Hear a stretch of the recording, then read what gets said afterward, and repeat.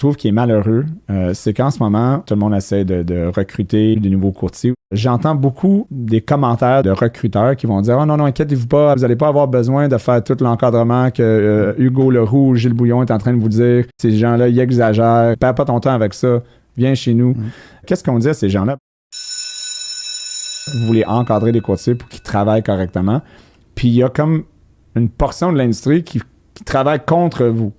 Qu'est-ce que vous avez à dire là-dessus? Ben, c'est une question de temps.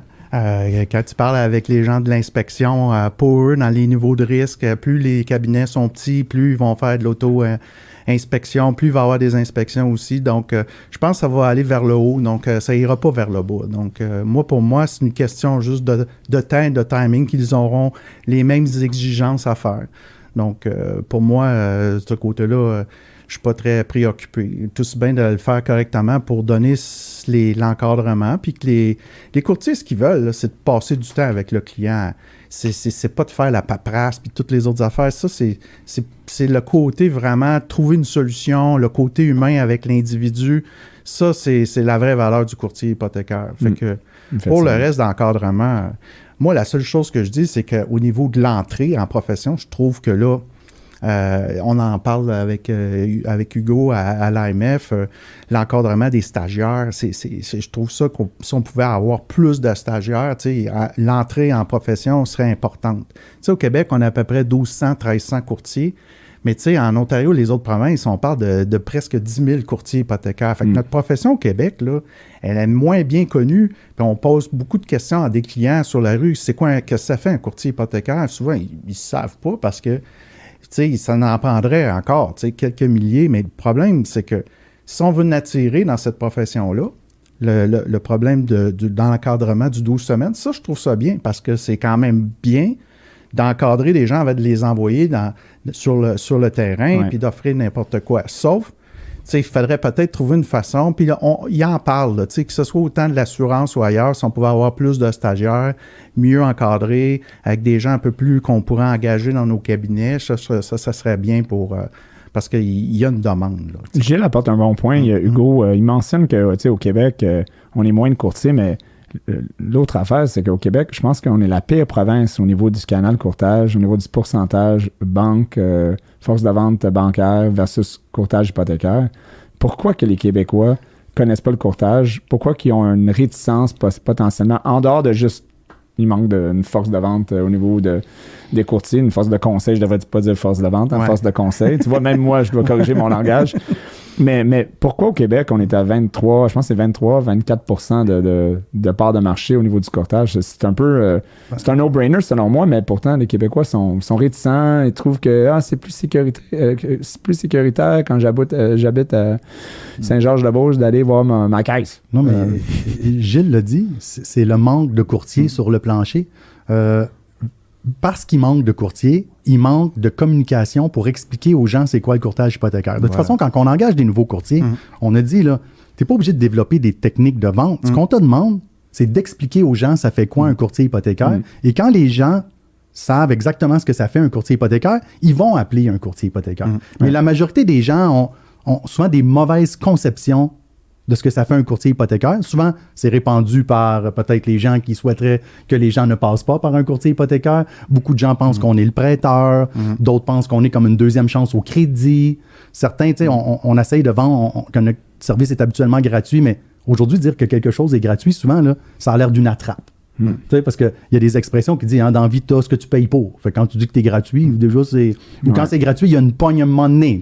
Ça va être plus tard. Fait qu'il y a tellement de mauvaises conceptions. Et pour répandre, si tu veux, la bonne nouvelle du courtage, expliquer aux gens ce que ça fait, bien, ça prend plus de courtiers sur le plancher parce que malheureusement, si on ne tient pas compte des courtiers qui ont commencé il n'y a pas longtemps, la plupart des autres courtiers roulent à plein régime. Si, exemple, aujourd'hui, on est à, je ne connais pas le chiffre précis, là, mais 22-23%. Si tu me dirais, Hugo, on va augmenter ça demain matin à 30%. On n'est même pas capable de répondre à l'appel. On ne serait même pas capable de desservir le 7% de part de marché additionnel.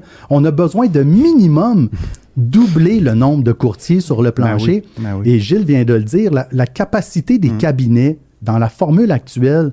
Moi, même si tu me dis, Hugo, là, Au lieu de 50, demain, là, je t'en donne 100 nouveaux courtiers que tu peux signer. Je ne suis pas capable d'y prendre.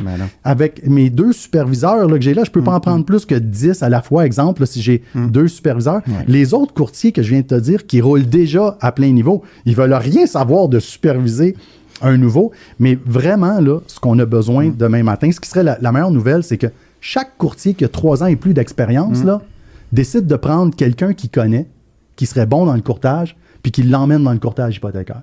Si tous nos courtiers là, qui ont au moins 3 ans d'expérience, là, qui connaissent bien le métier, demain matin diraient « Hey, moi, là, je vais prendre quelqu'un que je connais, que je pense qu'il va être bon dans le courtage, je vais le prendre par la main, puis je vais le prendre sous mon aile pendant 6 mois. Je ne me fierai pas à mon cabinet de le faire, parce que mon cabinet, présentement, a les mains liées. Là. Je ne peux pas en engager 50 demain matin, même si je veux. Puis on double le nombre de courtiers.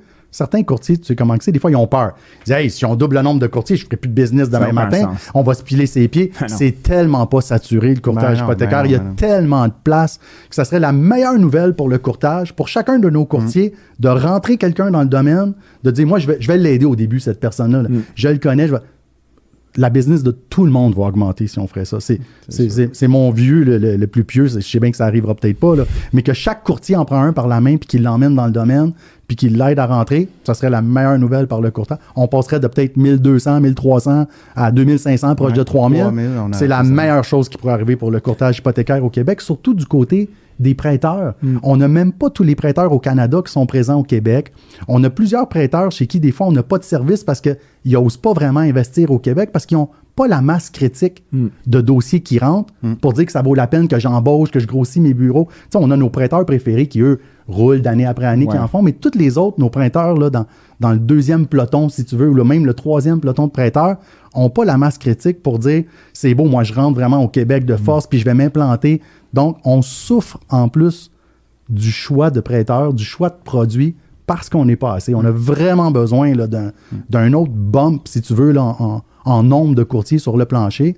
Et plus de prêteurs, plus de produits, plus de compétition, plus d'options pour les clients, plus d'options pour les consommateurs, il y a plein de plus places, de choix. Ryan. Il y a plein de places. C'est pour ça que, tu sais, quand on collabore autant entre cabinets, on n'est pas en compétition entre nous. On est là pour aider les gens, pour faire fleurir l'industrie. Moi, tu sais, comme tu dis, dans le reste du Canada, 55% des premiers acheteurs, normalement, passent par un courtier hypothécaire. On est loin de ça ici. Là. Vraiment. Tu sais, on a encore beaucoup d'espace. Puis quand on a fait les analyses, là, de savoir le canal digital, le canal des courtiers, il voit encore une très grande croissance. Tu sais, donc, ce qui est le plus incroyable, c'est qu'on peut grandir, même à travers le Canada, les parts de marché des courtiers indépendants. On peut voir un autre 5 à 10 de croissance, comme on peut voir avec certains pays comme l'Angleterre ou que ce soit l'Australie, et ainsi de suite. On parle de milliards de dollars là, de parts de marché supplémentaires pour les courtiers indépendants. Fait que, effectivement, il y a énormément de place là, pour ça. Ouais.